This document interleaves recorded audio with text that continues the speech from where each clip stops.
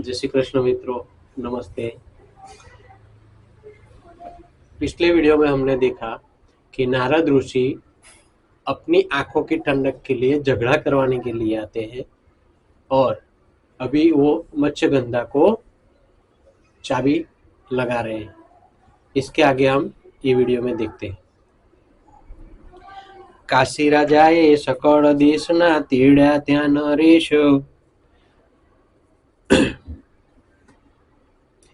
પણ કંકોત્રી નથી લખી એકલે તારે દેશ, તેથી મને બહુ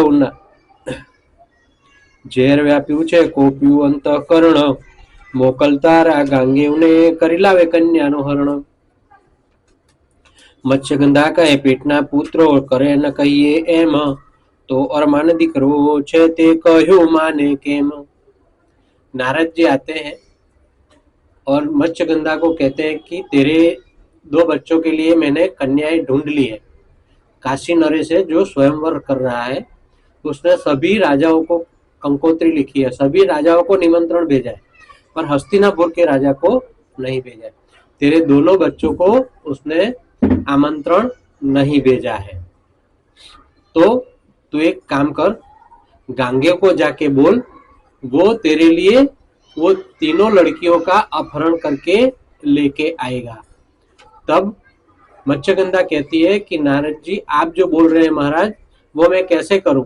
मेरे खुद के पेट के लड़के हैं, मेरे खुद के लड़के हैं, वो अपना कहा नहीं करते, तो ये तो औरमान भाई औरमान बच्चा है, वो कैसे करेगा? तो नारद जी कहते हैं, नारद कहे रड़ीश नहीं तू भागू तारी चिंताय, गांगे कहे करे कहू तारू एवो बताऊ उपाय। उगाड़ू खड़ग हाथ में लेने जातू गांगे पास, रक्त नोचने रड़ती रड़ती जब बताओ जब रो त्रास। कहजे काशी देश में 3 कन्या, कहजे काशी देश में 3 कन्या लावी आप नहीं तो आख, कहजे काशी देश में 3 कन्या लावी आप, नहीं तो आ खड़ग हाथ में ले मस्तक मारू काप।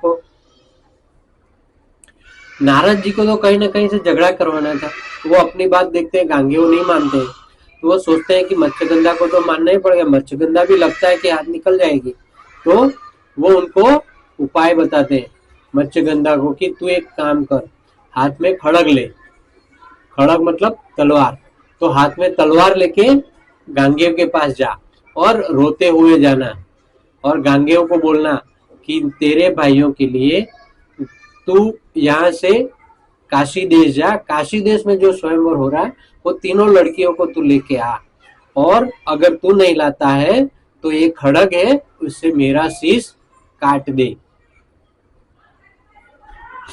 आ बे माथी काम ज करो टाळो बधो संताप, जो बन्ने माथी एक करो नहीं तो ब्रह्म हत्यानो पाप।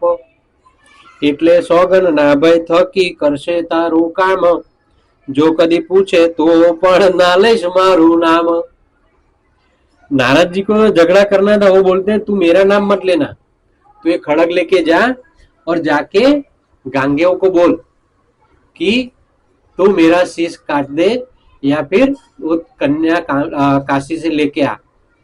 अगर तू ये दोनों में से एक काम भी नहीं करता है तो तुझे ब्रह्म हत्या की सौगंध है, तो वो ब्रह्म हत्या के डर से तेरा काम करेगा, चाहे कुछ भी हो जाए तू मेरा नाम मत लेना।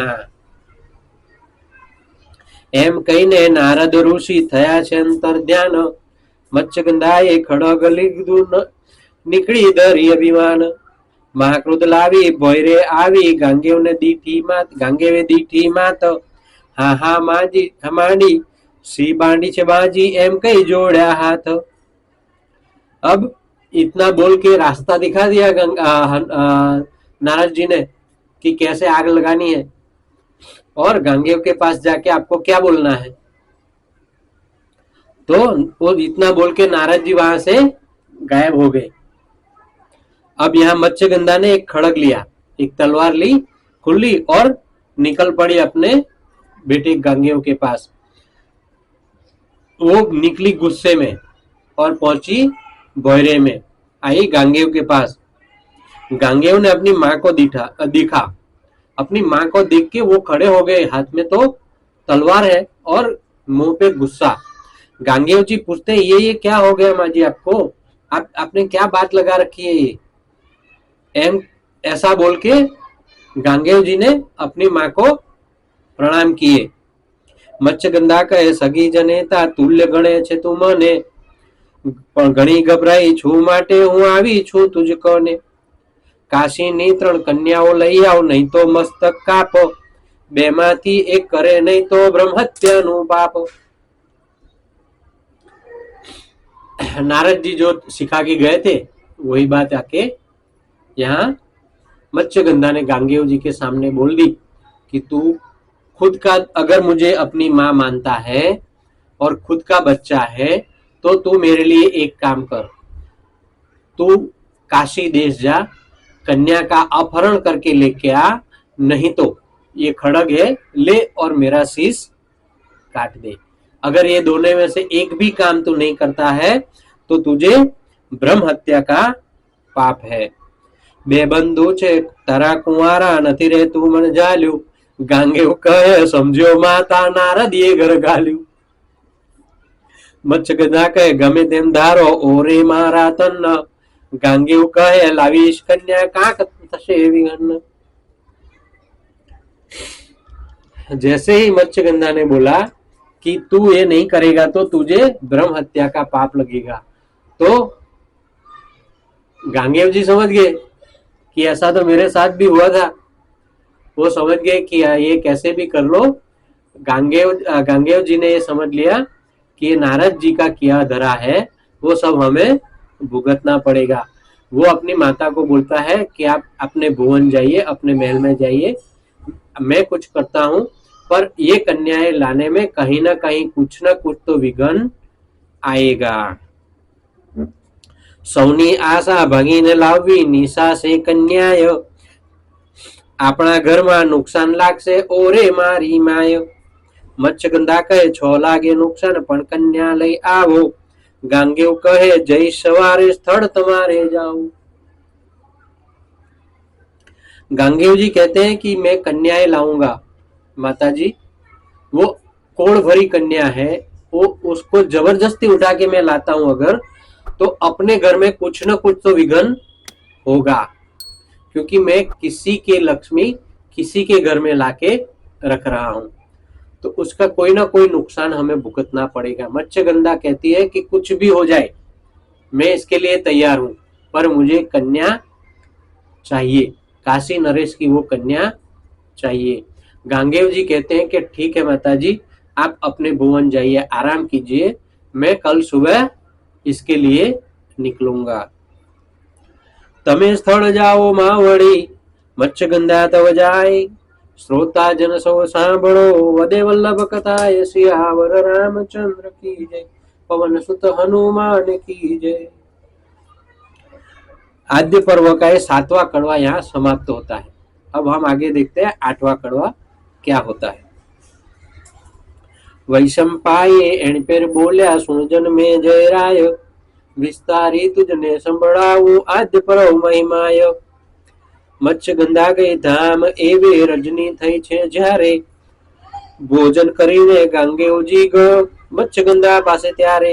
वैशंपायन यहाँ जन्मे जय राय को बता रहे हैं कि जब मत्स्यगंधा अपने धाम गई और शाम हुई तो खाना खा के गांगेय जी अपने नित्य क्रम के हिसाब से रात को अपनी माताजी मत्स्यगंधा के पास जाते हैं। सगी जनेता समान जाने, सुंद छे अंतःकरण, माता ने ढोलिए आवीने बैठा, चापवा लाग्यो चरण। जोड़ेना मेलमा ओरमान 2 भाई करे छे शयन, तेमाथी नानो मध्यरात्रिए जागी उठ्यो भुवन।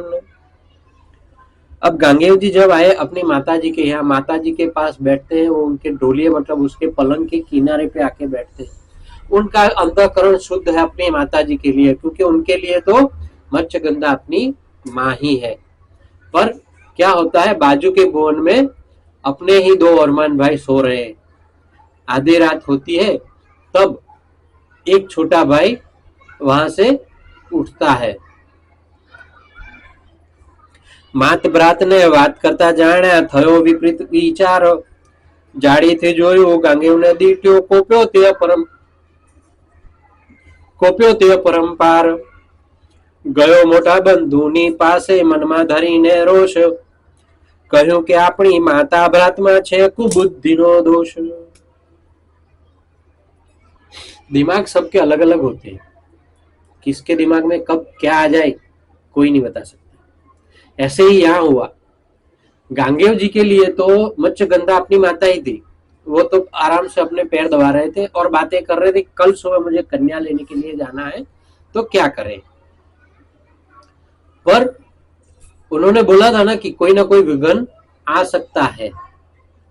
यहाँ बाजू के महल से उठा हुआ अब लड़का अपना छोटा भाई वहां से आके देखता है तो उसको अपने माँ और भाई की बातें कुछ सुनाई देती है। उसकी आवाज सुन के वो देखता है, जाली से देखता है कि माँ और भाई क्या कर रहे हैं। वो दोनों को साथ में देख के उनको गुस्सा आता है, कुविचार आया। वो गुस्से में गए अपने भाई के पास और अपने भाई को बताते हैं कि भाई देखो देखो क्या हो रहा है, मात और भाई भ्रात के बीच में कुबुद्धि का कुविचार है, कोई अलग ही संबंध है। विचित्र वीर्य विवेकी छे ते सांभળી કોપ્યો છેક। અરે રે મૂર્ખ આસુ બોલ્યો માર્યો તમાચો એક। એટલે ચિત્રાંગદ કઈ બોલ્યો નહીં, ઘરની બહાર નીકળ્યો, ઘોડે બેસી મરણ ધારી અઘોર વનમાં પડ્યો। इससे बड़ा विघ्न और क्या हो सकता है मित्रों, कि कन्या को घर में लाने से पहले ही अपने एक भाई को ऐसा ख्याल आया। वो अपने ख्याल को लेके गुस्से में अपने बड़े भाई विचित्र वीर्य के पास जाता है और चित्रांगद बोलता है भाई माँ और भाई में कोई कुबुद्धि का संबंध है। ये सोच के विचित्र वीर्य तो समझदार था, उसने अपने भाई को एक थप्पड़ जड़ दिया। थप्पड़ खाके उसको और गुस्सा आया। उसने बोला कि तू ऐसा कैसे सोच सकता है। अपने भाई के पास अपनी बात मनवाने के लिए उसके पास कोई तर्क नहीं था। वो वहां से निकला और घोड़े पे बैठ के, घोड़े पे सवारी करके वो निकल गया अघोर वन में, क्योंकि उसको आत्महत्या का विचार आया था। वो अपना मरण निश्चित करके घर से निकला। अघोर वन में जय चीता खड़की करी मुओ आपघात। ये बात कोई जानी नहीं त्या एवे थयो प्रभात। मत्स्यगंधा कहे गांगेव ने सीधाओ मारा तन, काशी देशे संचरो मारू मन थाए प्रसन्न। यहाँ माँ और भाई दोनों को कुछ मालूम नहीं है, न विचित्र वीर्य को कुछ मालूम है, ना मत्स्यगंधा को और ना ही गांगेव को। वो तीनों बातें कर रहे हैं, वो अपने आप अपने काम से लगे हुए। मत्स्यगंधा से वो रजा लेके गांगेव बोलता है कि मैं कल सुबह अपने काम के लिए निकल जाऊंगा माताजी, मुझे आज्ञा दीजिए। और यहाँ विचित्र वीर्य ये बात उनको अपने छोटे भाई को बोल के सो जाता है। और यहाँ क्या हुआ, अपना चित्रांगद छोटा भाई मरण का निश्चय करके घर से निकला। अघोर वन में जाके उसने चिता बनाई और चिता बना के वो जलकर मर गया। तव गांगे आयुध लीधा अश्व जोड़्या सार, माता ने चरणे लागी चाल्यो गंगा तणो कुमार। रथे बैठो सूरो पूरो शोभित अपरंपार, सारथी रथ हंकार्यो पूर्णिमा ने दिन सार।